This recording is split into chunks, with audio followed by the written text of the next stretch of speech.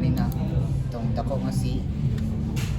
Then SS at 1, 2, 3, 4, 5. Ito tayo daw. Anak mo na password. Save na kanina.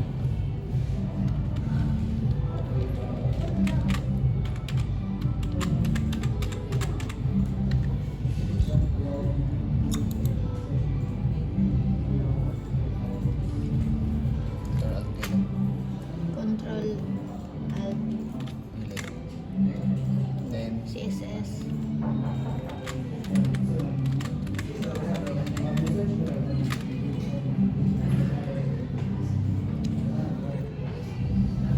Tapos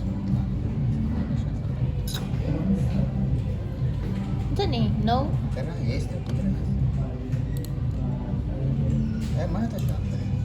Ano naman eh? Kani? Dara is niya na tamagpan. Ipasunod, unsa man? Sunod ani? Configure ang IP address. Diri right click na diri then open network. Then scroll, change adapter options. Double click then properties. I-off na to ang kani PV6 then configure nato ning IP4 diri class C man ta 19 Si klase. Ang deraa. naman na siya diri Maglay-lay di class.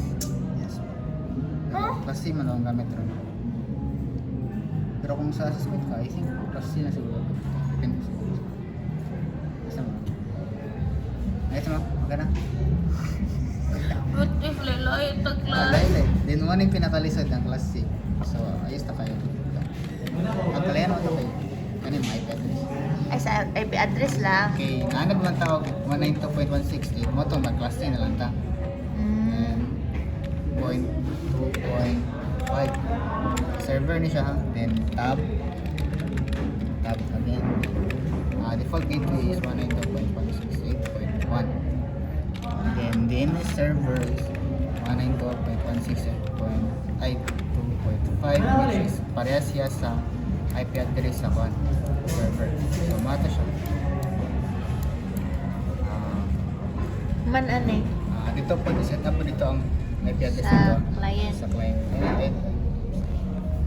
Ito yung right click ang ano. Dire? Ganun. Kani? Open na. Ay, kani. Scroll down. Change adapter options. Kung ito naka-connect, example, wala may naka-X-Snake. So, ang kanina naka-X, ito siya disable. Then, kanina itong i-configure. Properties, i-off ang IPv6, then double-click ang IPv4, then Unsa ibutang dire? ang butang diri guys, 192.168.10. Then, tab. Same sila. Gateway. Then diri is 0.5 which is IP address sa server. Ito siya ang pag-configure sa